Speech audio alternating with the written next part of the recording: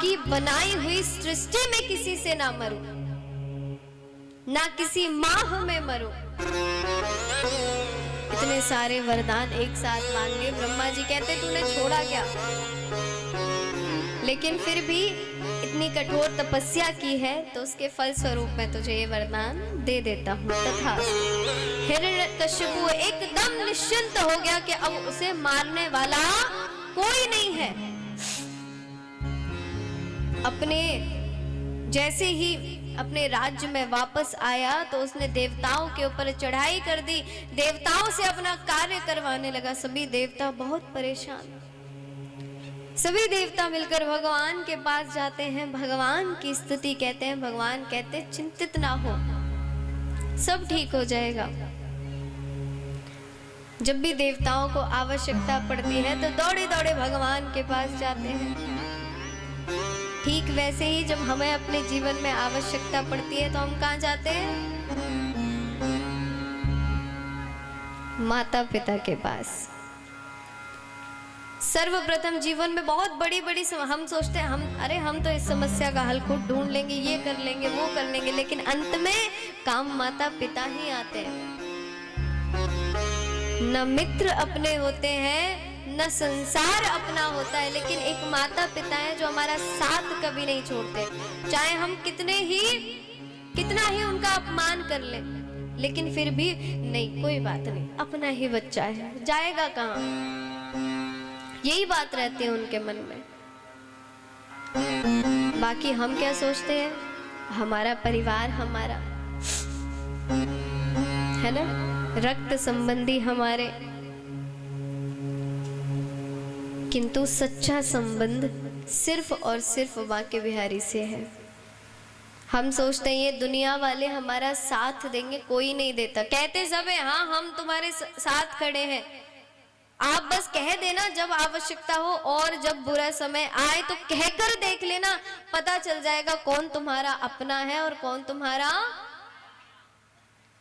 बहुत अच्छी पहचान का समय होता है ये, जब आपको जानना हो ना कि कौन आपका वास्तविकता में अपना है और कौन अपना होने का दिखावा करता है। तो जब भी आपके पास ऐसी परिस्थिति हो और आपको किसी को जांचना हो, सबसे अच्छा तरीका है ये, सिर्फ जांचने का नहीं, अपने मन के भ्रम को तोड़ने का कि कोई हमारे साथ खड़ा है।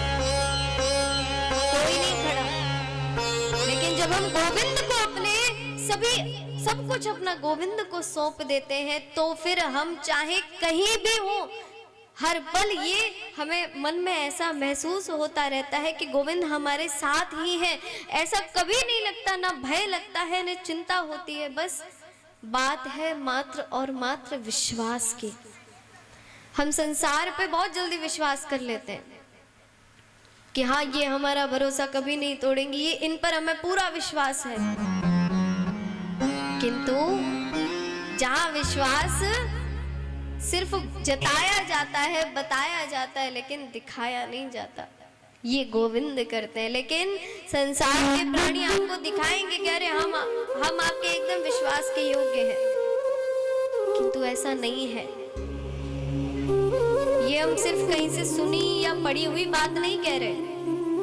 बिहारी जी ने छोटी सी आयु में बहुत बड़े बड़े अनुभव दे दिए हैं, उससे हम आपको बता रहे हैं कि कोई भी आपका सगा संबंधी हो, चाहे आपने किसी को सगा संबंधी बनाया हो, लेकिन कोई भी आपका नहीं होता। इसलिए कबीरदास जी कहते हैं सबसे हिल मिल के चलो। कैसे बताया भी था हमने पहले, जैसे नदी नाव संजोग। किसी से दुश्मनी भी नहीं करनी, क्योंकि दुश्मनी भी भली नहीं है संसार की, और ना मित्रता भली है। इसलिए सामान्य संबंध रखो। मिल गए तो प्रेम से राधे राधे, नहीं मिले तो कोई बात ही नहीं है। तो ये नहीं सोचना अरे भैया वो मिले नहीं, बहुत दिन हो गए, ये भी नहीं सोचना है। चिंतन मात्र और मात्र गोविंद का करना है। बस हमारे जीवन का लक्ष्य ही ये है। तो हिरण्यकशिपु ने जब इतना आक्रांत मचा दिया पूरी पृथ्वी पर, तो सभी देवी देवता परेशान हैं। तो वहीं वहीं कयाधु के सबसे छोटा बालक हुआ जिसका नाम रखा प्रहलाद। तो प्रहलाद थोड़े बड़े हुए, पढ़ने लिखने लायक हुए। हिरण्यकश्यपु ने उनका दाखिला करवा दिया। कहाँ? अपने खुद के स्कूल में, हिरण्यकश्यपु दैत्य महाविद्यालय, जहां किसकी विद्या दी जाती है? दैत्यों की विद्या दी जाती है। जहां कोई देवता को जानता ही नहीं है, जहां कोई अच्छे कर्मों को जानता ही नहीं है। तो बहुत सुंदर तरीके से उन्हें, बहुत प्रसन्न मन से उन्हें वहां पढ़ने के लिए भेजा। कुछ समय बाद हिरण्यकश्यपु ने सोचा जाकर अपने पुत्र को देखकर तो आऊं कि वो अध्ययन कैसा कर रहा है। गए, जाकर प्रहलाद को बुलाया। प्रहलाद के पास गए कि बेटा, तुम इतने दिन हो गए तुम्हें आए हुए, तुमने क्या पढ़ा, क्या सीखा यहाँ? तो प्रहलाद जी कहते हैं, पिताजी एक बहुत सुंदर बात सीखी है मैं, कि तत्साधु मन्ये सुरवर्य देहिना। पिताजी, ये जो संसार है ये मात्र एक मोह है। इस मोह जाल को छोड़कर आपको भजन करने के लिए वन में चले जाना चाहिए, परम पिता परमात्मा की शरण ले लेनी चाहिए। जैसे ही प्रहलाद जी ने ऐसा कहा, वैसे हिरण्यकश्यपु बड़ा क्रोध में आ गया। क्रोध में आके उन्हें मारने को हुआ। उसे स्मरण आया, ये तो बालक है, ये तो बालक है, इसे सिखाने वाले को डांटना पड़ेगा। बुलाया संडामर्क को, कहा गुरुदेव, मैंने ऐसा कुछ नहीं सिखाया, मैं तो वही पढ़ा रहा हूँ, क्योंकि ये तो सरकारी स्कूल है। सरकारी विद्यालय में तो जो सरकार हमें पढ़ाने को कहेंगे हमें वही पढ़ाना पड़ेगा। तो आपने जो हमें शिक्षा देने को कही है, ग से गोपाल ना पढ़ा के हम तो ग से गधा पढ़ा रहे हैं। तो प्रभु, आपने जो कहा है वही यहाँ चल रहा है। हमने ऐसी कोई इन्हें शिक्षा नहीं दी, फिर भी यदि कहीं से इन्होंने कुछ सीख लिया हो, महाराज मुझे तो लगता है ये विपक्ष की चाल है। विपक्षी ने इन्हें भड़का दिया है। कहा जो भी हो, आगे से मैं ऐसा कुछ श्रवण नहीं करना चाहता। कहा बिल्कुल ठीक है महाराज, चलेंगे। पुनः कुछ समय बाद, ध्यान से सुनना इस बात को, बहुत अच्छा प्रसंग है प्रहलाद जी का। कथा सुनेंगे ना तो धीरे धीरे आनंद आने लगेगा, लेकिन सुनना तो पड़ेगा। भोजन पाओगे, सिर्फ थाली देखकर कह दी महाराज आज भूख नहीं है, और पाने बैठोगे ना थाली में एक दाना नहीं छोड़ोगे। ठीक उसी प्रकार भगवान की कथा को मात्र पांडाल सजा हुआ देख लिया बस, इसलिए आगे नहीं। बैठिए, शांत मन से बैठिए और सुनने का बस प्रयास कीजिए। बस सबसे बड़ी बात सुनने का प्रयास करना है। तो दोबारा प्रहलाद जी को अब इस बार महल में बुलाया। महल में गए, बेटा अब तुमने क्या सीखा? कहा पिताजी इस बार तो मैं 9 चीज सीख कर आया हूँ। कहा अच्छा, हाँ पिताजी। श्रवणम कीर्तनम विष्णु स्मरणम पाद सेवनम अर्चनम वंदनम दास सख्यमात्मनिवेदनम।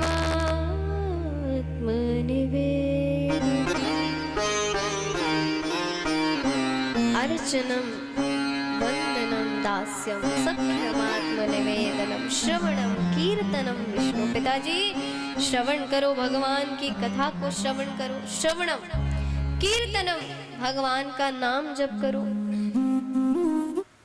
स्मरणम, उनको ही स्मरण करो। पाद सेवनम, उन युगल सरकार के चरणों की सेवा करो, उनकी सेवा पूजा करो, अर्चना करो, उनकी वंदना करो, स्तुति करो, और उनके दास होने का भाव अपने मन में रखो। और सख्यमात्म निवेदनम, सखा भाव से अपने मन के सभी पीढ़ा को, सब कुछ उनके चरणों में निवेदन करते हुए उन्हें प्रणाम करो। इस प्रकार नवदा भक्ति का ज्ञान दे दिया। जैसे ही सुना हिरण्यकशिपु तो आग बबूला हो गया। पुनः उसे मार पीट कर पुनः विद्यालय भेज दिया कि इस बार यदि तुमने विष्णु का नाम अपने मुख से लिया तो मैं तुम्हें जीवित नहीं छोड़ूंगा।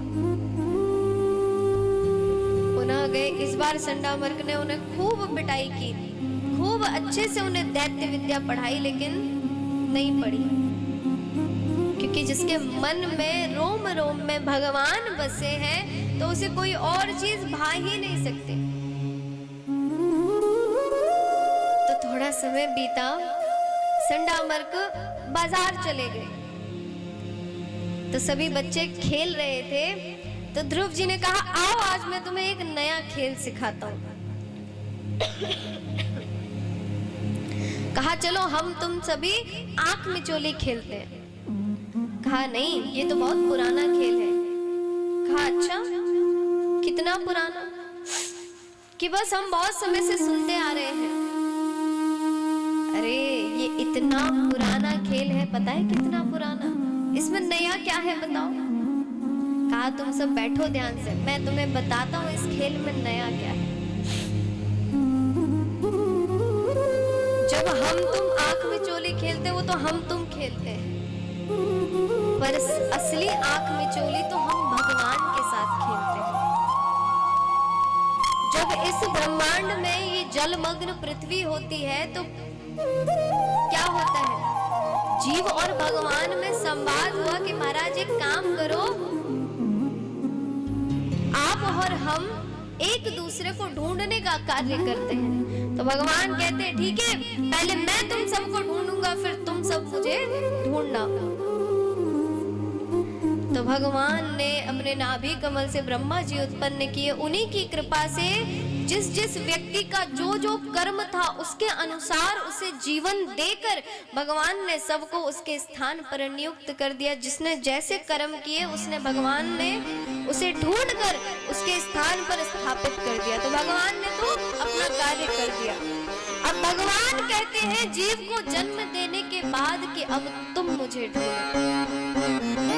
तो हमारे जीवन का लक्ष्य क्या है? भगवान को ढूंढना। भगवान ने तो हमें ढूंढ के हमें ये मानव शरीर दे दिया। अब हमारी जिम्मेवारी है कि हमें उन्हें ढूंढना है,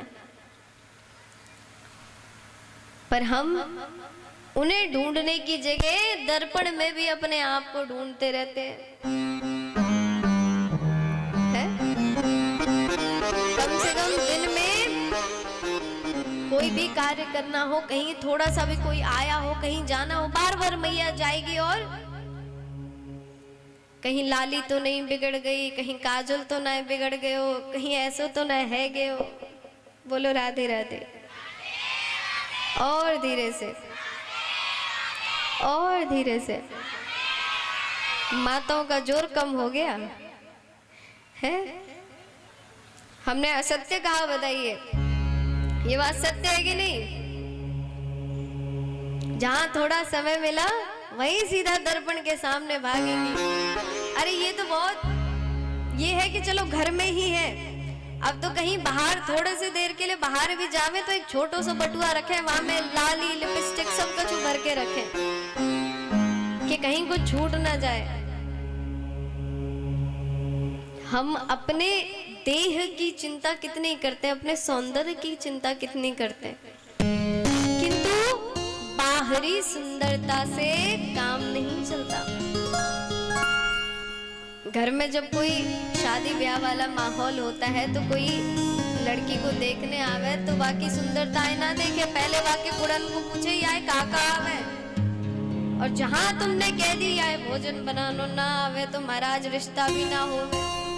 बोलो राधे राधे। और धीरे से, और धीरे से, है कि नहीं? ये तो हमने एक उदाहरण मात्र दिया, किंतु हमें अपने मन को धोना है, क्योंकि तन तो साबुन, शैम्पू, तेल, क्रीम, पता नहीं क्या क्या लगा के हम एकदम चमका लेते हैं, लेकिन मन, तन को निर्मल बनाना सरल है मगर क्या तन को निर्मल बनाना सरल है, मन को निर्मल बनाना बड़ी बात है। मन को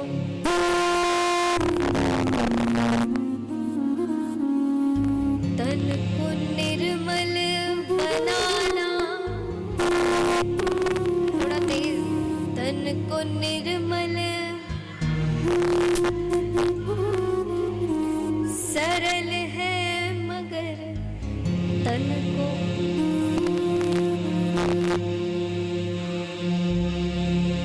है ना, कितनी आसान सी बात। हम अपने शरीर को इतना अलंकृत करते हैं, इतना शोभायित करते हैं, लेकिन जहां मन की बारी आती है तो हम पीछे रह जाते हैं।